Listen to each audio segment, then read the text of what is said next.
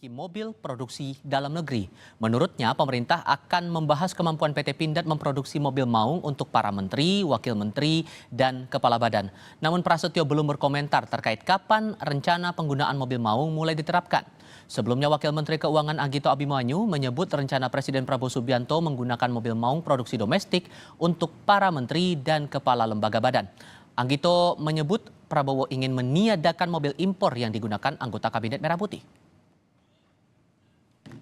Maung ini adalah beliau ingin ya semangatnya itu kita harus punya mobil buatan Indonesia sendiri gitu. Skemanya langsung semua menteri dan wakil menteri itu langsung Ya, diganti semua, Mas? Dulu tahu kemampuan berproduksinya. Totalnya kan juga ada. Semua kan belum tentu kita sudah mampu gitu loh, Pak. Total kabinet kan ada semangatnya gitu loh. Total kabinet kan ada 130. Tapi konsepnya berarti beli atau menyewa? Anggarannya, iya, Mas. Ya kita beli, kita berinvestasi. Oke. Topik berikutnya, Saudara, rancangan undang-undang perampasan aset nasibnya hingga kini belum jelas. RUU yang sudah lama diusulkan ini tidak masuk program legislasi nasional atau prolegnas yang diusulkan DPR RI. DPR tidak memasukkan rancangan undang-undang atau RUU perampasan aset ke daftar usulan program legislasi nasional atau prolegnas 2025-2029. Anggota Badan Legislasi DPR dari fraksi PAN, Saleh Daulay, mengakui RUU ini tidak mudah dibahas di DPR. Saleh menyebut DPR juga masih menunggu inisiatif pemerintah soal RUU perampasan aset. Nah, kalau yang soal undang-undang perampasan aset itu saya minta supaya seluruh fraksi-fraksi yang ada di DPR itu bisa membicarakan ini secara baik gitu, sehingga akan kelihatan manfaat dan mudaratnya bagi bangsa dan negara kita. Jangan sampai ada sebuah undang-undang justru memperlambat kita untuk mengerjakan hal-hal pokok lainnya yang sangat penting. Kalau di internal PAN pembicaraannya sejauh mana sih? Saya di dulu itu sudah disampaikan ya. Kami sudah membahas itu dan kami sudah komunikasikan dengan partai-partai lain. Tetapi kelihatannya di partai-partai lain juga tidak mudah kan. Jadi semuanya juga sama seperti kita. Dan saya juga menunggu inisiatif dari pemerintah seperti apa. Ini kan inisiatif pemerintah juga belum kelihatan. Jadi jangan semua mata tertuju kepada balik di DPR, tetapi juga dalam persidangan DPR periode lalu, salah satu anggota DPR mengungkap RUU perampasan aset baru bisa dibahas setelah ada persetujuan dari para pimpinan atau ketua umum parpol terlebih dahulu. Tanya pada kita, tolong dong undang-undang perampasan aset dijalanin. Republik di sini ini gampang laksananya nih. Lobbynya jangan di sini, Pak. Ini Korea ini semua menurut bosnya masing-masing. Di sini boleh ngomong kalah, Pak. Bambang Pacul ditelepon, Ibu Pacul berhenti, siap. Ini laksanakan, Pak. Mungkin perampasan aset bisa, tapi harus bicara dengan para ketum partai dulu. Kalau di sini nggak bisa. Pada akhir Agustus lalu, Presiden ke-7 RI Joko Widodo juga sempat meminta DPR segera membahas RUU perampasan aset. Jokowi menyebut RUU itu penting dalam upaya pemberantasan korupsi di Indonesia. Sangat baik dan harapan itu juga bisa diterapkan untuk hal-hal yang lain juga yang mendesak. Misalnya seperti rancangan undang-undang perampasan aset yang juga sangat penting untuk pemberantasan korupsi di negara kita juga bisa segera diselesaikan oleh DPR. Pakar hukum menilai keputusan DPR tidak memasukkan pembahasan RUU perampasan aset mengandung motif politik, terutama untuk melindungi kepentingan anggota DPR sendiri. Sangat disayangkan ya DPR tidak mengagendakan pembahasan mengenai undang-undang perampasan aset ini, dan saya kira ini motifnya jelas motif politik ya, jelas motif politik, bahkan ada kecenderungan melindungi diri sendiri kan begitu gitu ya, melindungi diri sendiri karena nanti penguasaan aset oleh masyarakat ya, masyarakat di kalangan apapun termasuk anggota DPR gitu, itu akan selektif ya, akan bisa dijaring atau disaring dengan undang-undang perampasan aset ini karena tidak lagi orang bisa menguasai aset-aset secara ilegal. RUU perampasan aset telah diusulkan sejak tahun 2008 lalu. RUU ini sempat masuk daftar prolegnas DPR tahun 2019-2024, namun ternyata hingga kini belum juga dibahas di DPR. Oleh karena itu, banyak pihak berharap RUU perampasan aset bisa segera dibahas dan disahkan DPR. Tim Liputan, Kompas TV. Baik. Lalu bagaimana nasib rancangan undang-undang perampasan aset ini? Masihkah ada peluang RUU ini segera dibahas dan disahkan menjadi undang-undang? Kami akan bahas hal ini bersama dengan Wakil Ketua Badan Legislasi DPR RI Ahmad Doli Kurnia dan Komisioner KPK periode 2015-2019 Saud Sitomorang. Selamat malam semuanya, apa kabar? Selamat malam. Bang Doli, gini, kalau mengutip pernyataan dari Bang Saleh Daulay, ia bilang bahwa RUU ini pernah dikomunikasikan dengan fraksi partai lain, tapi tidak ada kesepakatan. Bagian mana yang belum klop kata sepakatnya untuk rancangan undang-undang perampasan aset ini sampai belum masuk di prolegnas di periode sekarang? Begini, saya kira saya harus jelaskan ya bahwa pertama DPR itu kan baru sekitar kurang lebih seminggu ya sudah ditetapkan anggota dan pimpinannya. Jadi sekarang selama seminggu dan mungkin 2-3 minggu ke depan sedang melakukan konsolidasi termasuk badan legislasi. Kita sedang menyusun agenda-agendanya. Jadi tidak benar kalau kita sekarang sudah menyimpulkan bahwa ada undang-undang yang sudah dimasukkan atau yang sudah tidak dimasukkan. Nah, kami baru mulai kemarin itu mereview undang-undang apa saja yang sudah berhasil menjadi undang-undang, rancangan undang-undang apa saja yang sudah berhasil jadi undang-undang di periode 2019-2024. Karena waktu itu kan ada 256 ya yang masuk prolegnas, tapi ternyata cuma 37 yang lolos. Nah, tentu kami ingin mengetahui persis pemetaan hasil dari prolegnas tahun kemarin atau periode kemarin itu seperti apa. Nah, sekarang kami juga sedang meminta ya masukan, usulan dari masing-masing AKD dan fraksi. Baru hari ini batas terakhirnya. Jadi kami baru tahu besok mana-mana saja rancangan undang-undang yang diusulkan oleh masing-masing fraksi dan AKD itu mungkin mulai besok.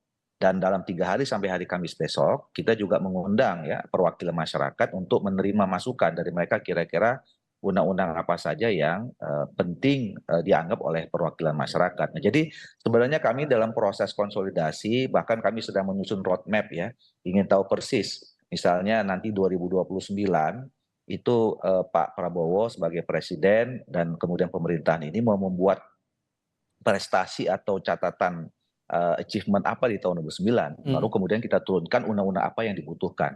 Nah, salah satunya itu kan adalah komitmen Pak Prabowo dan pemerintahan ini untuk memberantas korupsi. Saya kira itu sama komitmennya dengan di DPR. Nah, bahwa nanti kemudian undang-undang apa saja yang diperlukan, termasuk salah satu yang dibicarakan tadi soal perampasan aset itu nanti akan kita kaji. Masih ada ruang untuk itu ya? Masih, karena kita belum punya daftarnya sama sekali, baru mulai mau nyusun sebenarnya. Dan kami nunggu dari masing-masing AKD dan fraksi usulannya seperti apa. Tapi tantangannya apa sih Bang sebetulnya? Ini kan usulannya sudah cukup lama disuarakan, bahkan surpresnya sudah ada sejak pertengahan 2023. Sampai belum diproses juga sampai sekarang tuh tantangannya apa sih Bang? Ya, saya juga termasuk kan baru di Balik ya, dan saya sedang mengkaji itu. Nah, jadi gini, kita kan juga tidak bisa lihat jadi judulnya aja ya. Judul misalnya Undang-Undang Perampasan Aset, tapi isi substansinya seperti apa? Apakah nanti ini juga yang termasuk menjadi bagian pekerjaan dari Balik ya. Kalau misalnya sudah ada draftnya, katakanlah sudah ada draftnya. Nah, kalau kemudian nanti disepakati atau sebelum disepakati, kita akan juga melihat dulu draftnya isinya apa itu dulu.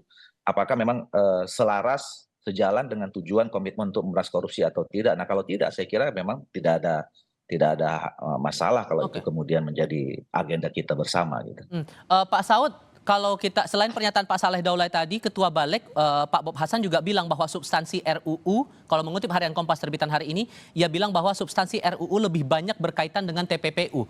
Anda menangkap bahwa alasan ini masuk akal mengapa kemudian RUU perampasan aset belum juga gol sampai sekarang? Iya enggak juga, itu kan udah dibahas mulai dari sejak tahun 2005 itu gimana.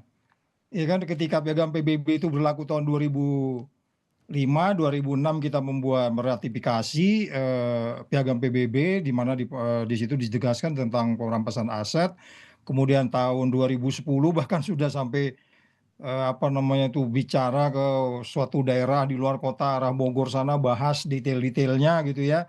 Nggak jauh-jauh berbeda kalau piagam PBB-nya kan juga nggak berubah gitu. Jadi maksud saya bukan soal kontennya bagaimana itu dijalankan dalam pengertian daftar isian masalahnya.